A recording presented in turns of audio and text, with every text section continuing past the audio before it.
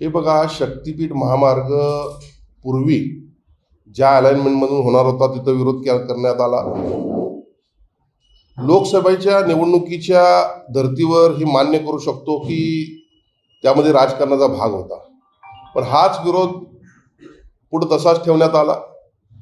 Alignment बदलल्यावर देखील दुसऱ्या मार्गानं अलाइनमेंट घेतल्यानंतर देखील असाच विरोध होतोय.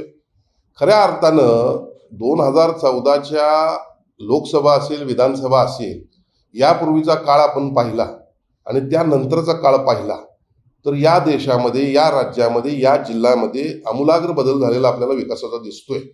2014 नंतर या जिल्ह्यामध्ये देखील मोठ्या प्रमाणात निधी आलेला आहे. पावसाचा मोठ्या प्रमाणात मारा होता, त्याला MRDP प्रकल्प आपण आणला, कन्व्हेन्शन सेंटर आणलं, या ठिकाणी IT पार्क आला. शक्तीपीठ महामार्ग काय आहे समजून घेणं गरजेचं आहे. शक्तीपीठ महामार्ग आज महाराष्ट्रा एवढं भौगोलिक क्षेत्रफळ असणारे इतर प्रगत राष्ट्र जर आपण पाहिली, त्यामध्ये जर्मनी असेल, फ्रान्स असेल, तर या राष्ट्रांमध्ये 8-8 हजार किलोमीटरचे मेगा हायवे आहेत. आणि आज हा एक शक्तीपीठ महामार्ग महाराष्ट्रामध्ये पूर्ण होत असताना 2500 किलोमीटर देखील होत नाही, तरी देखील आपण त्याला विरोध करतोय. मग आपण विकासाला विरोध करतोय का?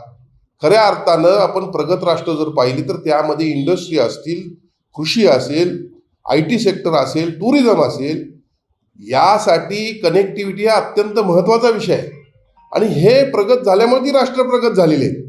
आज या शक्तीपीठाला अनेक महत्त्वाचे मंदिरं असतील जोडलेले आहेत. वाढवण बंदर याला जोडलेला आहे. यापूर्वी देखील समृद्धी महामार्गाला अशाच पद्धतीने विरोध केला जायचा.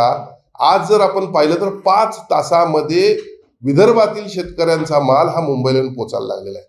आणि म्हणून शेतकरी हा, मी काल देखील या भागात होतो ज्या ठिकाणाहून शक्तीपीठ महामार्ग जातो, लोकांची मान्यता आहे.